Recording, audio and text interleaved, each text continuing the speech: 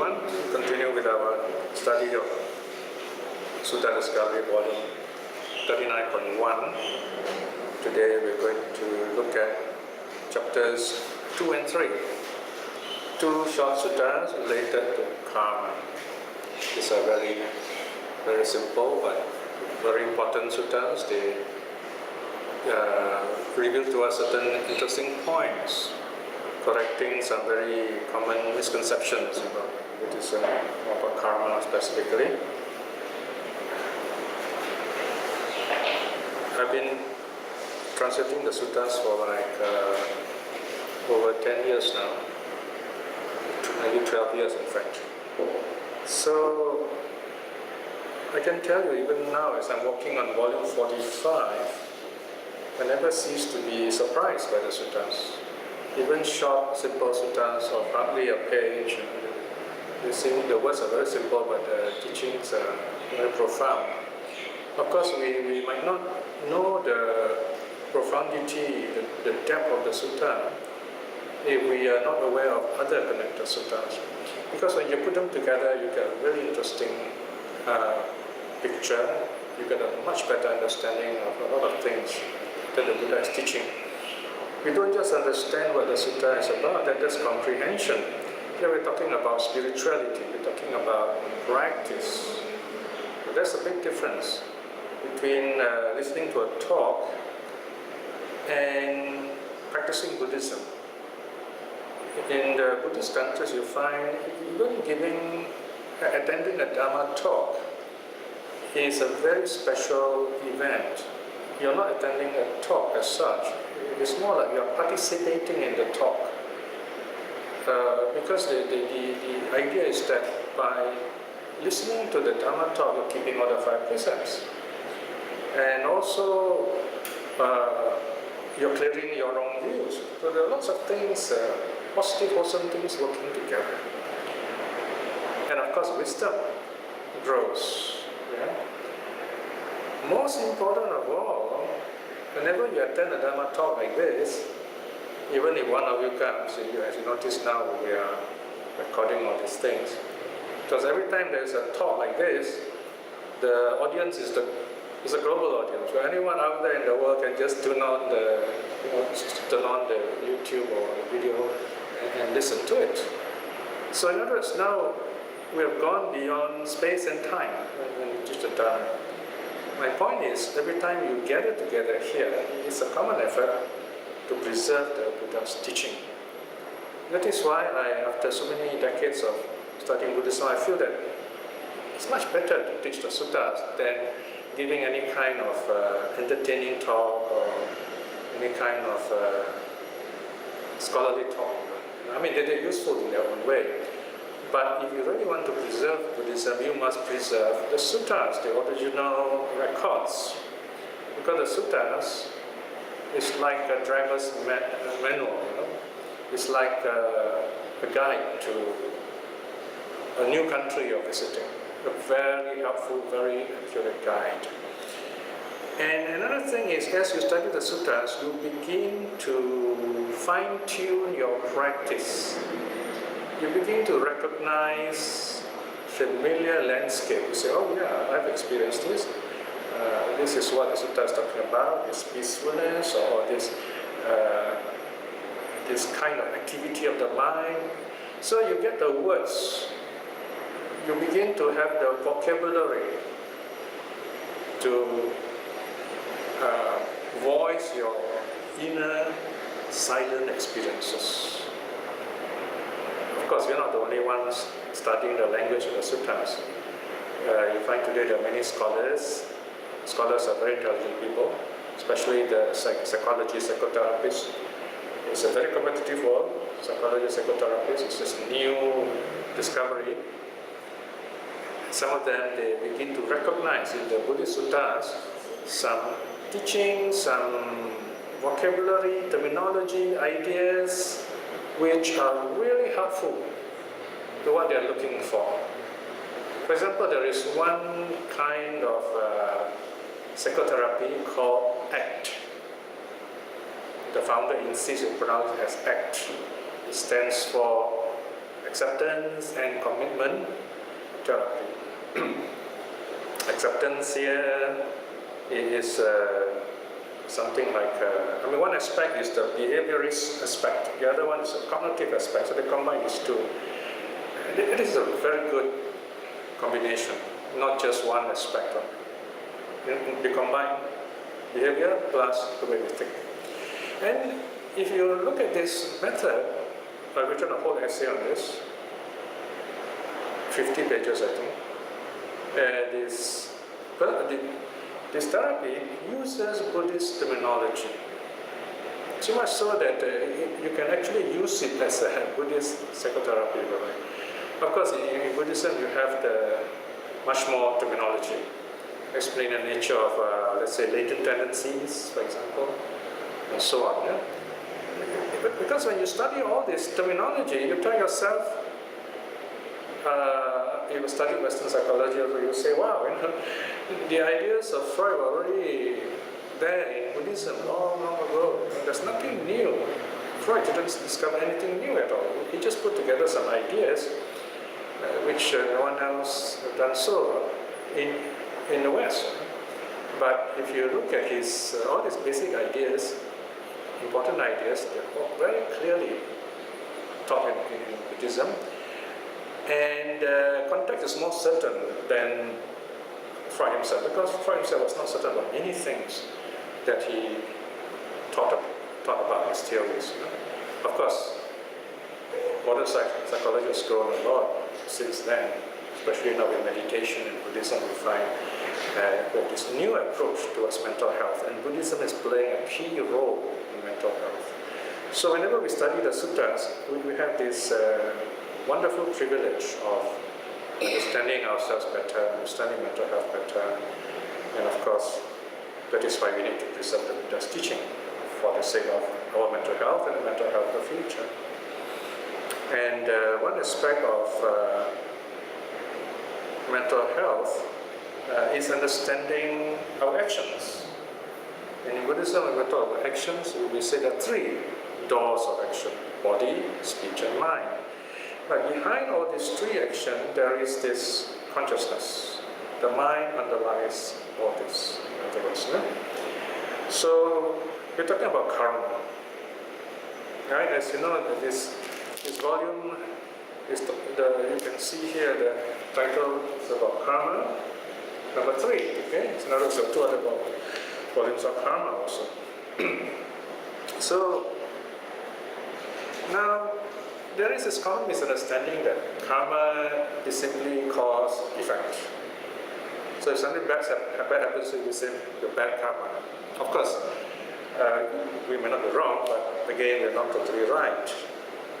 Because karma is not simply a system of rewards and punishments. It's not really helpful to think in that way. If we think like that, then we are looking at it in the behaviorist system. Reward, punishment. You do something good, the reward is good. Do something bad, the reward is bad. It's not always like that.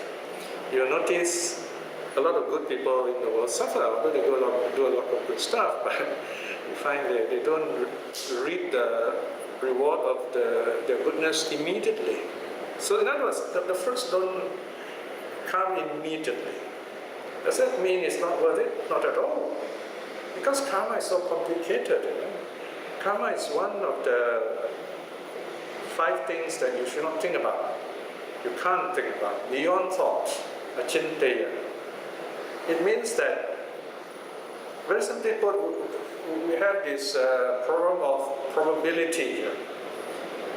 The chances of karma ripening is so varied and so many as there are conditions around us. In other words, it is better to think of karma as conditions.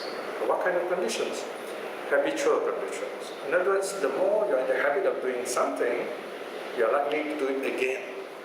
If you get angry once, you're likely to get angry again. If you are kind once, you're likely to be kind again. That is why the Buddha is very wise. He tells us, you just need to meditate on loving kindness For just one short moment it takes to milk a cow, you just pull the cow's udder and then milk comes up. You do one moment, you have practiced my teaching. Because if you can do that one moment will open up to many more moments. So it is much helpful to think of karma in terms of good habits, bad habits. So this is what the first sutta is about. Now, let's look at the sutta and I'll continue with my explanation. The sutta is called Isayo Samudaka Sutta, page 43, 43. Isayo is the plural of isi. Isi means seer, rishi. Indian word, Sanskrit is rishi. These rishis, they are ascetics who regularly meditate, have very great powers. Of course, nowadays, these gurus, they start using all these big names for themselves. They call themselves rishis, they call themselves Bhagavan, but they have no powers at all. In fact, they're just as human as you and I. Only thing they have more greed, hate, and delusion and something. So, rishi here in the Buddha's time are those forest recluses, ascetics, meditators. Second word, samudaka. Samudaka means those of the ocean. Those of the ocean. Like we are on page 43. And then of course a sutta means discourse or thread. This is S11.10. Samyutta chapter 11, sutta number 10. And look at the theme. Bad comes to the bad-doer. Okay, I've tried to follow the advice of the Western scholars who tell us to avoid using the word evil, because the word evil is very Judeo-Christian. It's related to God idea. So, of course, we can still use the word in the proper context. Like wherever we can use the word good, bad. These simple Anglo-Saxon words are usually very much more beautiful and useful. Okay, so that's the introduction to the title. Let me go straight to the story and I'll explain as we go along. Page 45. The discourse on the seaside rishis. So these rishis, they live beside this great ocean. At Savatthi, once upon a time, bhikshus. Here who is talking? So the Buddha is talking here. Once upon a time, bhikshus, a number of rishis or seers, morally virtuous, good by nature, dwell in leaf huts on the seashore. Now at that time, the devas and the asuras were prepared for battle. They were getting ready to fight. Well, come to think of it, these devas and asuras, they are almost immortal. They have a lot of time. If the devas are not dancing, playing around in the garden, just like in those Hindi movies, they go to battle. They could do that because they don't die. They don't really die. It's very interesting how the different cultures depict their gods. The Viking gods were a bit more realistic. The Viking gods, before Scandinavia was converted to Christianity anyway, and now Scandinavia has been more open. I have teachers there in Norway, for example, who regularly use my reflections and suttas to teach his interreligious class. So they're a bit more open up. Okay? So the Vikings, according to their ancient stories, their gods, they fight each other, they go to war. I mean, it's really those, you see those Twin Tower movies and so on, the kind of scenario, And the gods do get killed. They do get killed.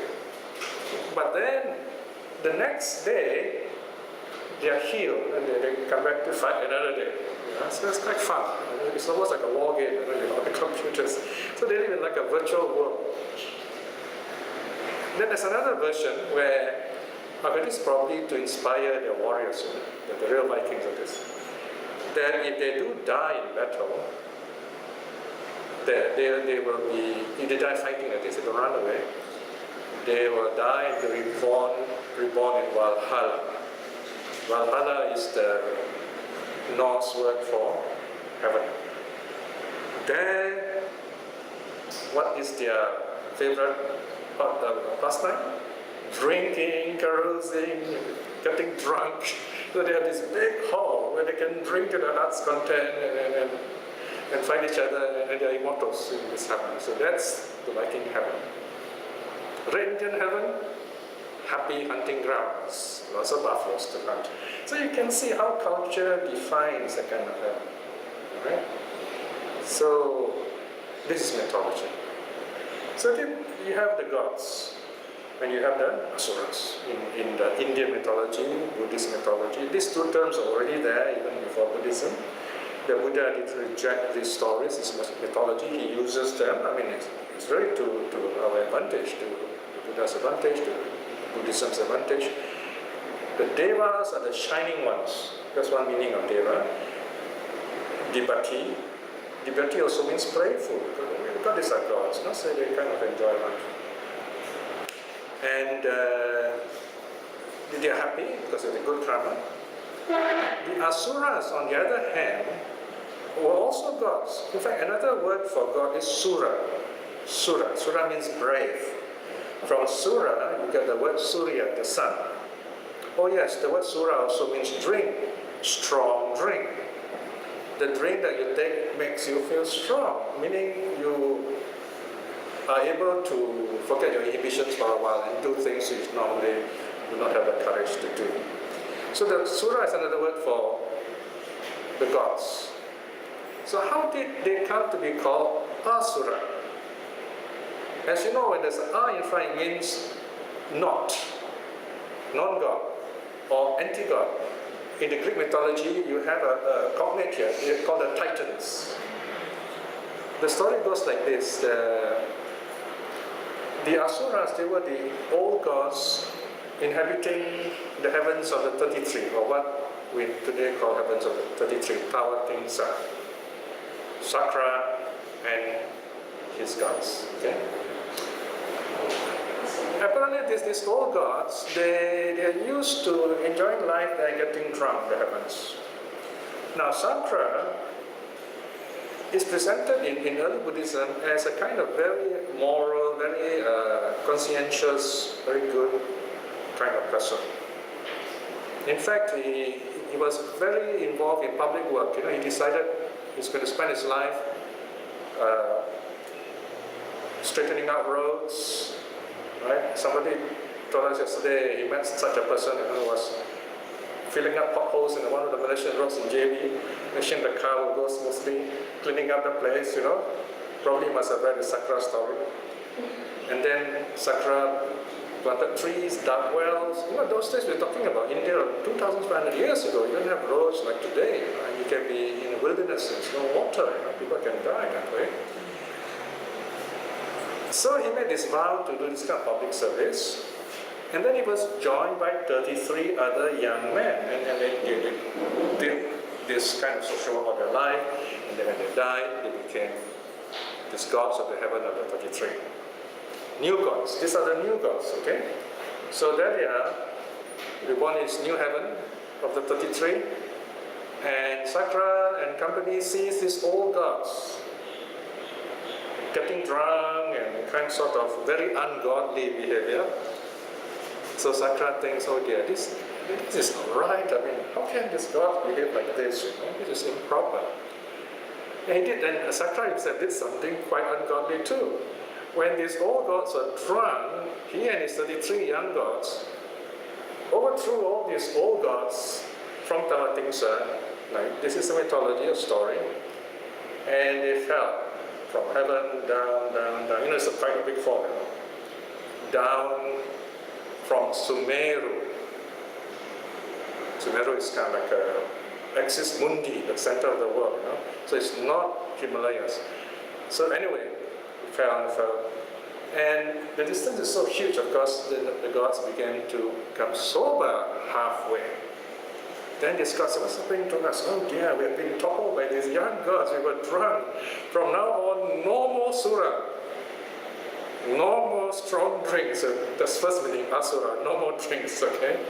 Okay, the second meaning is asura, they also no more gods, because they're no more the gods of the Tawatingsa. So that's how they came to be called asura. Now what's interesting here is that if you're a folklorist, you specialize in study folklore, not a very popular study today, but in the 18th century, 19th century, this was quite a popular study. You study fairy tales of the world and compare them. You'll find that this Indian story of these old gods versus young gods is also found in Greek mythology.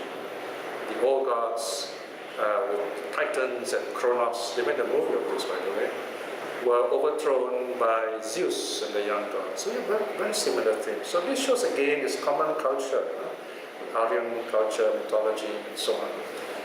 So coming back to our Indian mythology, so you have the Devas and Asuras constantly fighting each other, all right, for various reasons. There are a lot more stories, but I think I won't go too far to stick to the sutta. So here is where again you see they're going to fight, all right, and whenever the Asuras fight the Devas, sometimes, usually the Devas will win, sometimes Devas lose, but things get messy. The seers, these rishis, often suffer. You know, there's a Malay saying, it says when two elephants fight, it's the mouse deer that suffers. Mouse deer is a very small, cute little animal, a favorite among the Malays. Malay culture, one of the very first card they made is a very small card, they call it kancha. Okay? Kancha also means something small, okay, and cute. So, these seers were the one who suffered. Because this fight took place in the ocean, and also, you know, they move around, battlefield is quite huge, so the beach also becomes a beachhead, as we call it, right? So that's the background, right? Now we come back to the sutta. They were arrayed for battle. Now we are on page 1345, section 4. Then, Bhikshus, it occurred to those rishis who were morally virtuous, good by nature. Righteous are the Devas, unrighteous are the Asuras. There may be danger for us from the Asuras. What now if we approach the Asura chief Sambara and beseech him to promise us safety? In other words, don't mess up our place. Now there's something that's interesting here. I want to relate to another sutta. Notice this line, the quote by the rishis. They say, righteous are the Devas, unrighteous are the Asuras. There's another sutta in the Anguttara also, I think. The title just slipped my mind at the moment. In this sutta, the Asura king was captured by the Devas. They were fighting each other, you know. So the story went like this. So this Asura king was captured by the Devas and brought into the Deva world, Deva kingdom. Imagine like in China, the prisoner is being carried on the streets. So as he goes along, he says, we Asuras are the righteous ones. These Devas are the bad ones. In other words, anger, you know. Now once he thinks like that, the sutta says, he begins to see all kinds of suffering. On the other hand, when this Asura thinks, okay, you know, we Asuras have been really bad fighting and so on, actually these Devas are the good ones. Then he begins to see happy things around him. Wherever he goes, actually it's a very nice place, it feels very pleasant and so on. So here is the import of this kind of story is to show that it's what you think that brings you immediate karma. Okay? So here again you see how stories are used to show how thoughts affect us, in other words. That is why I feel when I look more and more at this kind of stories, I don't think they are meant to be taken literally. What is more important is the message that these stories convey to us. And that's the good thing about being a Buddhist, you know. you have a choice. You can say, oh, I don't believe these stories are real, they're not historical. That's fine too. It won't affect your meditation or aspiration for awakening, right? You can actually decide. Or you can say, yes, I believe they exist. It's fine also. But to be frank with you, it's harder to prove if you say that devas do exist. It's just a belief, you see. So like I said, the Buddhists are open where these are concerned. Right? To be frank with you, I'm not sure myself whether devas exist or not.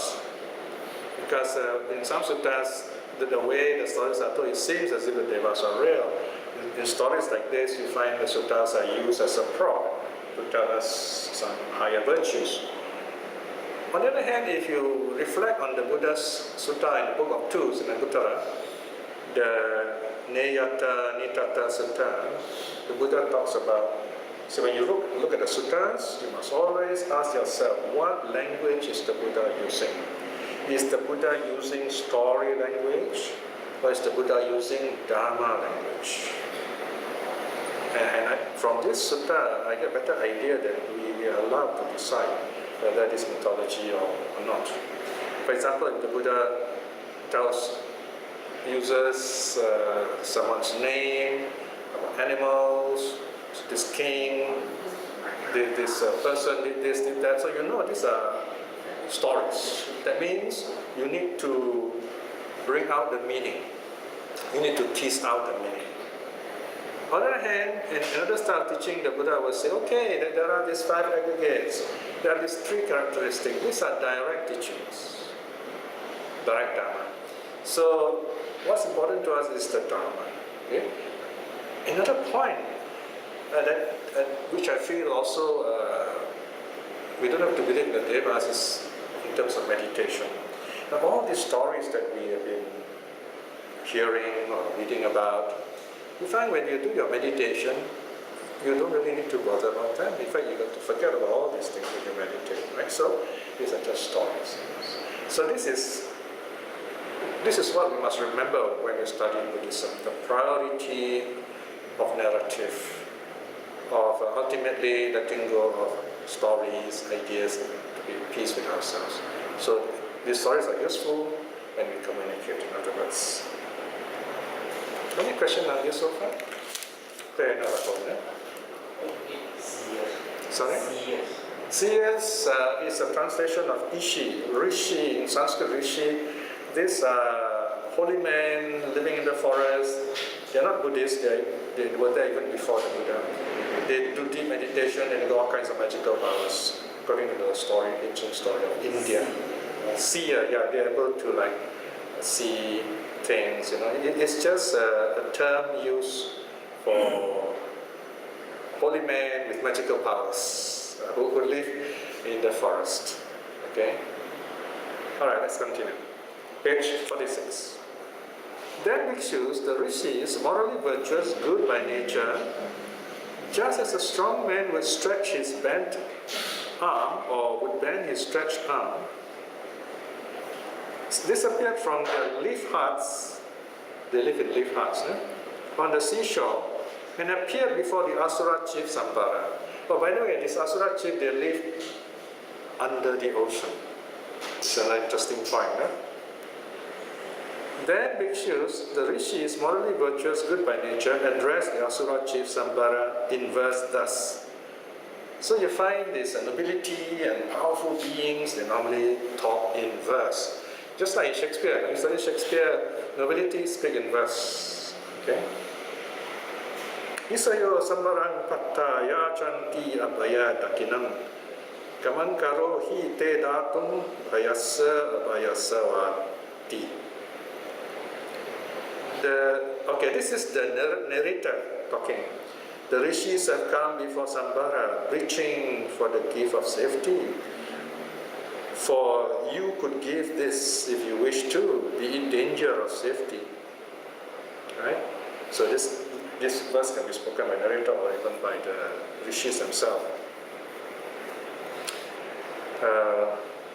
But you notice the second one, the Sambara is answering, so it's It's more likely the verse 7 is spoken by the rishis themselves. So Sambara says, there is no safety for you rishis, hateful Sakra devotees. Asking for safety, I will give you only danger. So these are very fierce words. No? Sambara, in other words, doesn't like the rishis. Why? Because the rishis are on the side of Sakra. Look at this, the rishis are good guys. It's obviously they were side with the gods. So the Asuras are not very happy. They say, you are allies with the gods, so we'll never spare you. Of course, they couldn't destroy the rishis because the rishis have magical powers. Then the rishis resort to their secret weapon.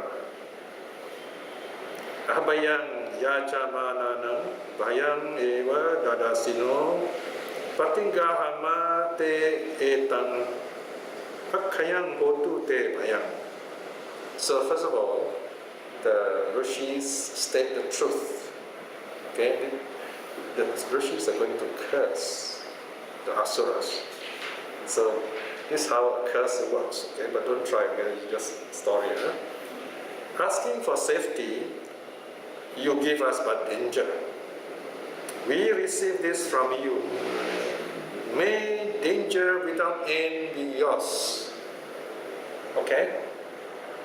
So what the rishis are saying is, we come to you with no harm. We have no intention to harm you at all, but you try to harm us. So because of that, may the harm go back to you. Right? So this is an act of truth. Right? Okay, now comes the famous words. When I read the first two lines, I remember my monastic days in Thailand when we had to translate this. In the exams, these two verses will come out and you got to translate into Thai right away. And then write something on it. Yadisang wapate yijang, tadisang parate param. Okay, this is called a correlative sentence. Or it's called a yata sentence. Yata. You see, ya is the first line, yadidang. Yadisang. And then second line, tadisang. Yeah? In English you say which, and then the sentence is that. Look at the translation. Whatever seed that is sown, that is the fruit reaped therefrom. In modern English you can also say, as you sow, so you shall reap. Okay, that's another way of looking at it there. Remember, this is a very common way of putting of karma, right? As you sow, so you shall reap. But it's a surprise coming, just wait for the moment, okay? Just hang on to the thought, as they say. Another famous couplet. Next two lines are also very famous. These are all sentences we have learned in the monastic Dhamma training. First year, you've got to memorize single lines. Second year, double lines. Third year, many lines. Okay? So they come in two lines. Third and fourth line.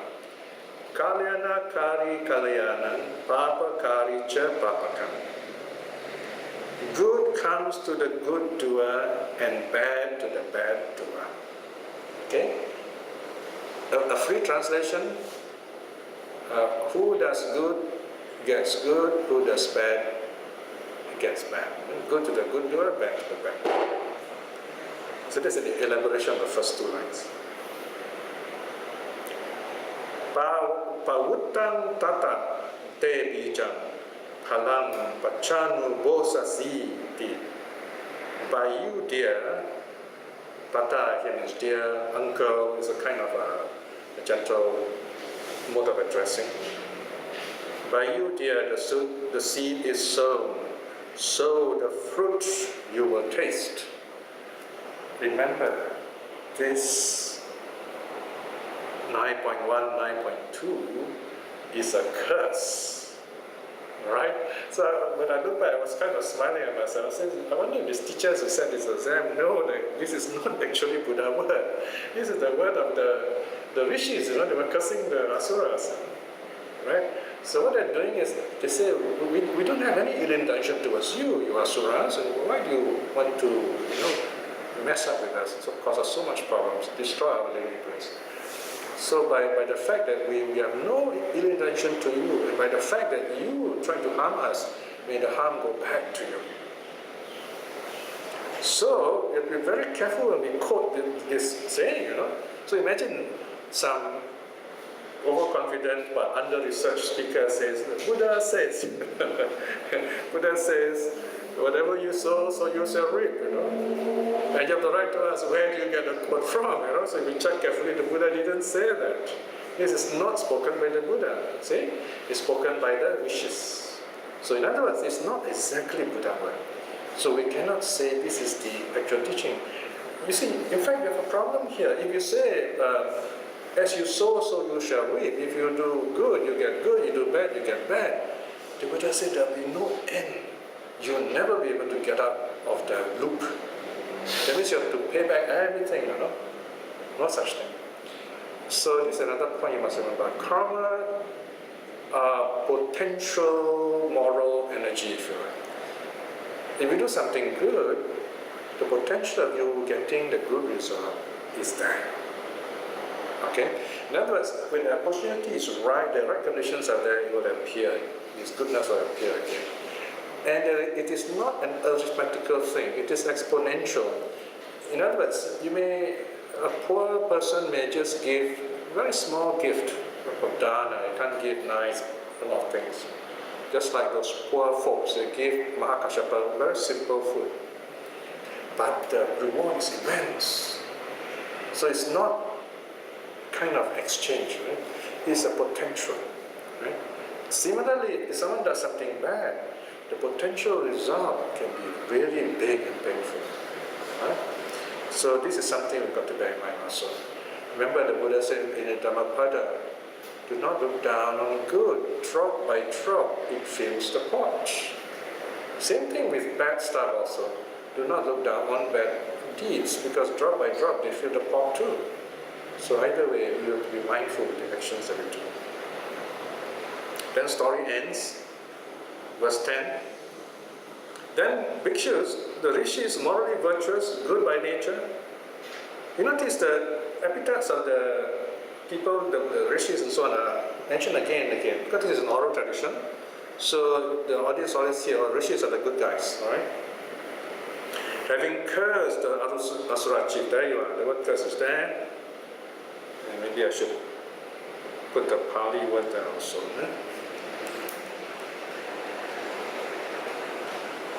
Sambara, just as a strong man would stretch his bent arm or would bend back his stretched arm, disappeared before the Asura chief Sambara and appeared in their leaf hearts. Then bhikshus, the Asura chief Sambara, after being cursed by the rishis, morally virtuous, good by nature, was thrice terrified in the night. So he got up from troubled sleep 3 times. He screamed, his mind went crazy. And apparently the story went that from that time onwards, his name was changed, the Vepachiti. Vepachiti, one whose mind is messed up. Okay, so that's another story you have. So this is a fantastic drama, just to teach the nature, the true nature of karma. Karma is not a one-to-one thing. It is not lex talionis. It's not an eye for an eye kind of thing. Okay. You might do a lot of good, and then you find as if the results are not coming, not right time yet. And people do bad stuff, seems to be enjoying lots of happiness, right? So they say, oh, that's not fair, you say, right? Well, some past karma have ripened for this bad guy, so he's enjoying something nice now, but sooner or later he's going to suffer, And now we might not enjoy the good deeds of what good we are doing, but in time you will discover it. On the other hand, it is because of our wrong view and our lack of mindfulness, we do not notice that actually the good karma is acting right now. For example, let's say people are meditating, they're sitting down meditating, and then, this is a question I often get, they ask, how come when I meditate, nothing happens, right? And so, I will say, okay, do you feel peaceful? I say yes. You feel calm? I say yes. I say, okay, that's good. Because whatever happens is going to distract you, right? If you see other people, they have to move, stretch, and so on. So sometimes we do something good, but we do not notice it. That is why we need to learn the suttas. We have to identify what are the good stuff. Okay? Count your blessings. if you look around at your lives today, you find, yeah, we don't have a lot of things that we probably want. But then what we already have now, or rather better still, what we are at peace with ourselves. We are happy, we have this wonderful routine.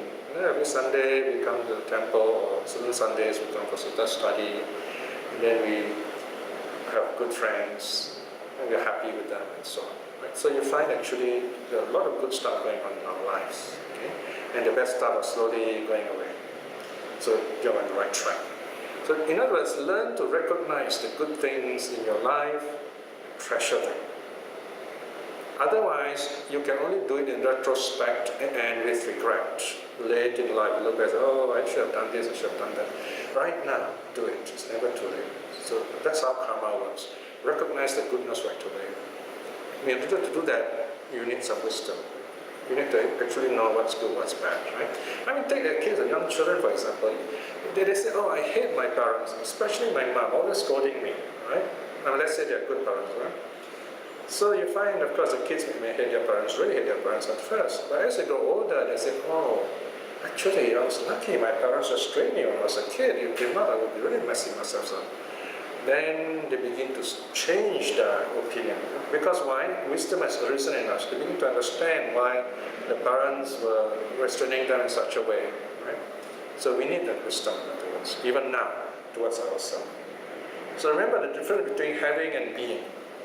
If you look at what you have, they're always external to you. Then we're comparing, oh, other people have more this, have better that. Because you can never own the hand. You only, whenever you use it, yes, it's yours. Otherwise, it's always something external to you, subject to the elements, it can even be stolen. It is impermanent. But the fact that you have enjoyed it, you say, yes, I have wonderful memories of this. You know? For example, let's say, I love cats, right? I wish I could have a lot of cats in the house. And I wish I could have cats which are intelligent, which respond to us. Cats you can talk to even, as we said. Now, I had one such cat, and whenever I think of this cat, I'm very happy. Only yesterday I told this story, but I'm telling you again because you're a different audience. Once I met this real dream cat anyone would like to have. It's a huge, big ginger cat. Yeah, it looks very much like a half come to think of it. And it's a very old cat. And they tend to be friendly when they're old. So what I did was I thought, oh, maybe I'll just take him home, just to spend a few minutes with him. And I brought him home. Then I let him free again downstairs in the car park. And the next day, I heard this loud mewing outside my door. And also some scratching, I think, So then I opened the door, and there this ginger cat again. We call him Tiger this time. So he wants to come in. And he's very intelligent, very friendly, communicative, very calm, almost like a monk cat, So then he comes to the door, starts meowing to us again, meowing to me again, then I know he wants to go out. So at certain times in the day, it's quite routine, He wants to go out, so we open the door, and he goes out happily, majestically, struts away. From 8th floor, by the way. And then again, at a certain time, he comes again, he goes on and on like that. He knows when to come, he will tell you when he wants to go. It's an amazing cat, the routine. And I can tell, I don't know how he goes up the 8 floors. Maybe I told myself he could have walked all the way, all the 8 floors. And again, how does he recognize our door, Then one day I actually saw him waiting at the lift. So, but I don't know how he managed to get to the 8th floor, right? You can imagine pressing the button, I suppose. But then one day, the cat never came again. Stopped coming. So I asked around, I asked the people, have you seen this cat? This cat? Then someone said, oh, poor cat got run over by a car. It's so old, eyesight is bad. Like me, bad eyesight, and the poor cat got run out. In fact, it was so bad, one of his eyes came out, so it was really tough. And I never saw him again after that. Of course, I feel very sad. But the memory is a wonderful one. I said, wow, And it's a chance, it's a privilege to know such a wonderful country. So this is where these memories we should treasure, right? Remember the good things people have done to you. The bad stuff will take care of itself. But the good things that people do, I tell you, makes you happy. And when you meet people, you feel good also, the good things they've done. So that's how we connect. And spiritual friendship grows like that, okay? So that kind of ends this first story. You can still ask questions if you like before we go to the next story. Anything you'd like to ask? Yeah, since Yes. this is a parable karma, the rishis in cursing Sambhara. Yeah. Yes. Okay. What's the karma? Okay. Precisely. Exactly. Right. Precisely. I mean, this is very natural for us unweighted beings Yes. to do, you know, when we get upset or wrong, True. the natural instinct is to curse and not wish loving kindness. Okay, yeah, it's a good, very good question. Now, number one, notice these are not Buddhist monks. The Buddhist monks don't do that. The Buddha doesn't do this, okay? It's very important. Number two, you cannot quote this sutta and say, I'm going to curse you because it's sutta. You know? So, All right? who is the author of this story? These are ancient stories the Buddha quoted. Remember, This was quoted by the Buddha. The Buddha is telling this story. Okay? Oh. Yeah, so this is not, I wouldn't take it as historical, but even if the rishis really curse, I mean, cursing is quite a famous act among some of the ancient rishis, you know, there are a number of stories. Why would he quote a story that is so contrary to his own teaching, which is wishing kindness to those he made? Well, one reason is because it's folklore, the audience are familiar with it. Because if you change the story, then the audience will say, I know that story, if you change it, then they might not take it as credible. See? So he tells the story just as it is, but he gives it a new twist. Remember here, what he's trying to say, what is the moral of this story? It's not that you have the right to curse someone else who has done something bad to you. No, that's not the moral. The moral here is, if someone has bad intention towards you, that karma will go back to him, whether you curse or not. Okay? It's just as rishis, they were panicking. They are not awakened, you know. So it shows that although they have all these powers, they're still not compassionate, unlike the monks. So that's another reason why they're shown as cursing. You know? So what probably their unspoken remarks would be, a Buddhist monk, Buddhist nun wouldn't do this. But these are rishis, they're not awakened. So that's another subtext in the life. Right? So these are things we need to kind of analyze in a literature style, literally. So anyone who studied literature would know there are many aspects of this you have to discuss. But we cannot take it too literally. Okay? It's still Sakra, or is he the chief? Sakra is the king of the gods, the good guy. Yeah, Chinese is called King Kong. Okay, any other questions? Oh, Qigong. Yeah. Sakra is Qigong. In fact, Sakra also was a very powerful Vedic god, pre-Buddhist god, very fierce. One of his titles is Purindada. Purindada, according to the Vedas, city destroyer. City destroyer, mind you. I suspect this could be the title they give to Alexander, maybe, or any of those ancient kings who destroyed the Aryans who came and swept over northern India. So Sakra is their very powerful leader. So they use this image of a powerful conqueror. But the Buddhists, the Buddha, converted this Sakra. So they gave a new meaning to the word Purindada. So Purindada came to mean, or comes to mean for us today, the one who gives in the cities. You also can translate that way. Purin in the city, Dada, one who gives. So this is how you see the genius of the Buddha, where he reinterprets certain terms so people can once connect to it. Another famous conversion he did was this. I mean, God idea, you know. The ancient Brahmins say, you know, you go to heaven and then you join the company of these gods, you live happily, right? But the Buddha says, oh, you don't have to go to heaven. Right here, if you cultivate the 4 divine qualities, loving kindness, compassion, gladness, and equanimity, you have become Brahma, right here, right now. So, Brahma is no more a person, not a being, not an entity, but qualities you can cultivate yourself.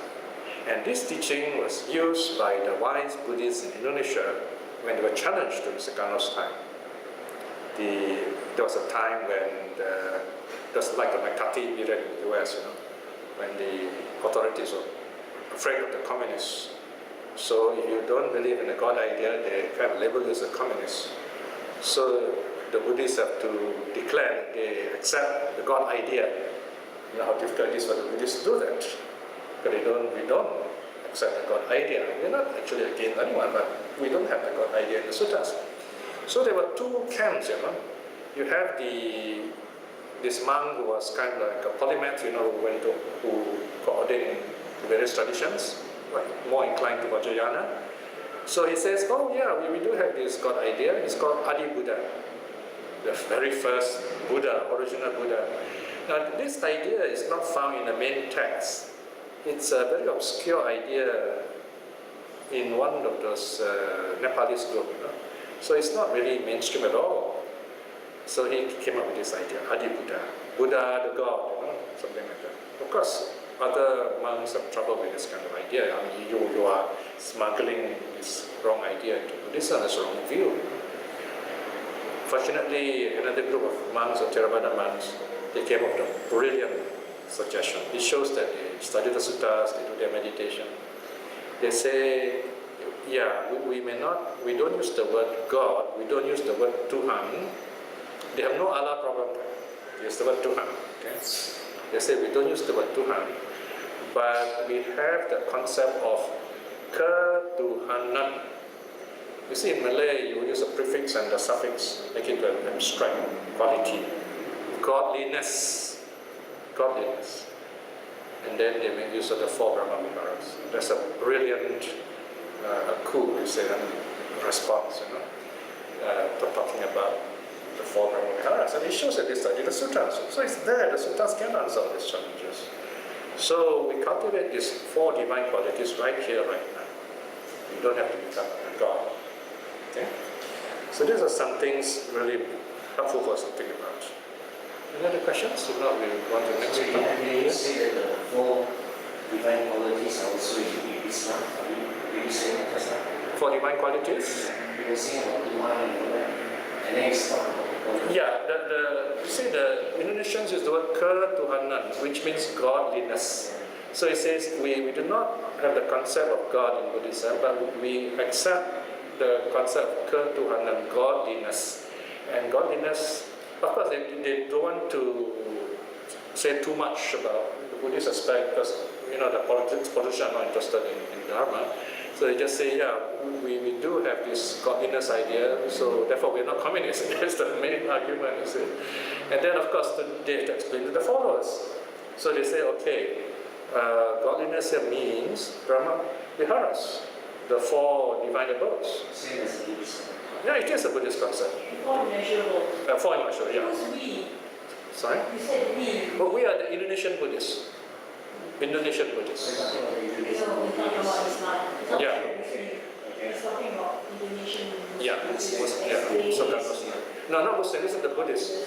The Buddhists themselves explain to the government to show that they are not atheists in that sense. Yeah, I understand. Yeah. Okay, any other questions? Let us do a short reflection.